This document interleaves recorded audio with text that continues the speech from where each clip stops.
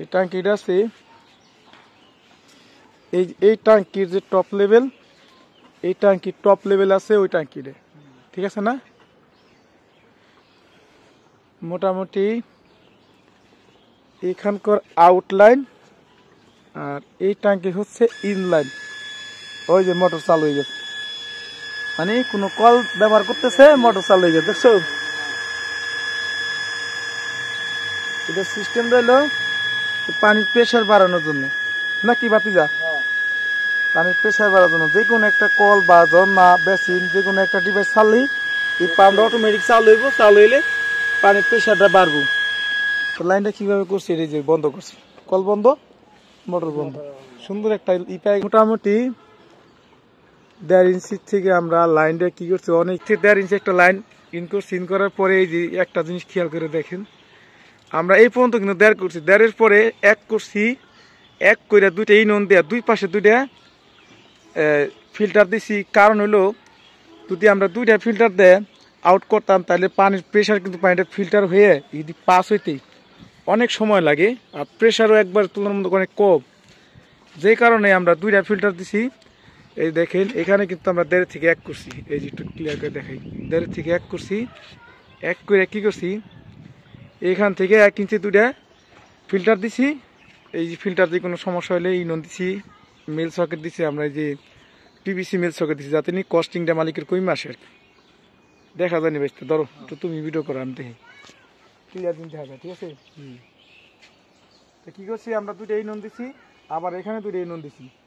এরপরে জোড়া দেবার লিগে মেল সকেট দিছি, যেহেতু সিপিভিসি গাছ, এই যে জোড়া দেওয়ার জন্য মেল সকেট দেওয়ানোর পরে তো দুইটা ফিল্টার 4টা ফিল্টার দেওয়ার কারণ হলো 1.5 ইঞ্চি থেকে দুইটা লাইনে 1 ইঞ্চি ভাগ হয়ে যাতে প্রেশারটা, পানির প্রেশারটা বাড়ে। দুইটা ফিল্টার লাগালে কিন্তু প্রেশার কম পাইতো, পানি পাইতো না পর্যাপ্ত।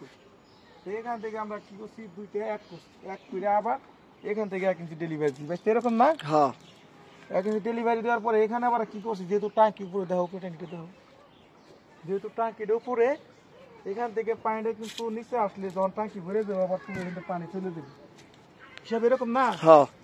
এই জায়গায় আমরা কি করছি, এই জায়গায় দিচ্ছিলাম আমরা, দেখাও একটু দেখাও, ওই যা দিচ্ছি একটা বলকক দিয়ে দিচ্ছি, যাতে ট্যাঙ্কি যখন ভরে দেবো তখন ওই বলককটা উপর দিকে উঠে দেবো, তখন আর পানি অবরে পড়বো না, ওই যে লিমিট আছে, তাই না? পানিও কি ফ্রেশ পানির মতো পরিষ্কার না? হ্যাঁ, ফ্রেশ পানির মতো পরিষ্কার। তো অনেক বাজে মন্তব্য করছে যে পানি পরিষ্কার হয় না, এইটা না, এই কাহিনী, মানুষের টাকা খরচ করছি।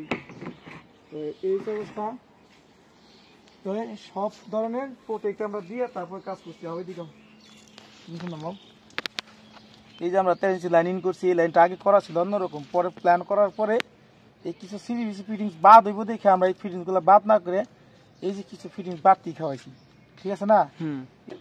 এখান থেকে ওই যে একটা প্রেশার পাম্প লাগাইছি, প্রেশার পাম্পের পানিটা এখান থেকে টেনে নিব, এখানে একটা বল বাল্ব দিচ্ছি, আপনারা বল বাল্ব দিবেন। আর আউটপুট একটা ইউনিয়ন দিচ্ছি, এখানে একটা বল বাল্ব একসময় হইব, তখন পরবর্তী সমস্যা হবে তখন একটা বল বাল্ব দেবো, তখন বল বাল্ব ছিল না দেখে আমরা লাগানো, ঠিক আছে? তো এইখান থেকে মোটরটা পানি টান দেয় আর এখান থেকে ডেলিভারি দেয়, ঠিক আছে না? ডেলিভারি দেয়, হ্যাঁ। এইখান থেকে ডেলিভারি যখন দেয়, এখানে একটা 9 লিটার বাল্ব দিচ্ছি, এই কারণেই যাতে 9 লিটার বাল্বটা মোটর যখন প্রেশার দেবে পানিটা ওটা টাঙ্কিতে ব্যাক না করে, মানে তো এদিকে পানি টাঙ্কিতে বরাবর ফেলে দেবো না, প্রেশার দিয়ে দিতে হবে, ওই দিকে পানি বেরিয়ে দেবো, সব এরকম না? এখন দিচ্ছি 9 লিটার বাল্ব। তো ওইটা মনে করো ভাইতে তোমার ঘরে আপনারা বুঝাই দিলেন, পাইছে? এদিকে আসছে, এদিকে আসছে, এটা হলো আমার আউটপুট, টাঙ্কি ভরে গেলে এখান থেকে পানিটা বাইরে যাবে, এদিকে আসছে, এদিকে আসছে। আর এখান থেকে আমরা টাঙ্কিতে পানি ইন করছি, পানির আয়রন যে কি পরিমাণ টাঙ্কির মধ্যে আছে দেখাইলে বুঝাইতে পারতাম, প্রচুর পরিমাণ ভিতর দিচ্ছি, তাই না? আর গেলে ডেলিভারি, ঠিক আছে না?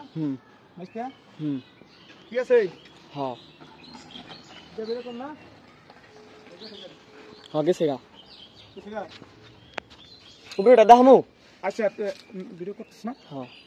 এই যে আমরা কয়দিন আগে ওয়াশ করলাম, তুমি দেখছো না? তুমি ওয়াশ করার সময় আসলাম, কি পরিমাণ আয়রন বাইরেছি তো দেখছো? দেখছি, আমি তো ক্লিয়ার করছি, বুঝতে পারছো না? অনেকে কিন্তু তোমার আমি কমেন্ট দেখানি যে কি কমেন্ট করছে, আসলে না বুঝে অনেক ধরনের কথা কইতে পারি। আয়রন যে রিমুভ হয় তা তো আমরা নিজেরা স্যাটিসফাইড, আমরা নিজেরা বুঝতে পারছি যে আয়রন রিমুভ হয়, তাই না? না কথা কই না, ঠিক আছে কথা। এই সব বিষয় পানির যে আয়রন রিমুভ হয় 100% হয় না, কিছু একটা হয়, ওইটা খাওয়ার উপযুক্ত না। বাইরে আমরা ওইভাবে বলছি যে আমাদের পানি আয়রন রিমুভ ঠিকই, ওই পরিমাণ হইব না, মোটামুটি একটা আয়রন হইব যাতে আপনার ব্যবহার করতে পারবেন ব্যবহার উপযুক্ত। আর দুই চেয়ে বেশি ভালো করতে হয় তাহলে কি করতে হবে, ওই ফিল্টার দিলে দেখো এই যে 15 দিন হয় না, 15 দিন এই ফিল্টার দুইটা বাদ হয়ে গেছিলাম, এই দুটো এখন কাজে লাগবে না, তাই না? পুরা একদম তো মোটামুটি ভাবে এই বলবো, আর যদি একটু ভালো কোয়ালিটি করতে হয় তাহলে কি করতে হবে জানো?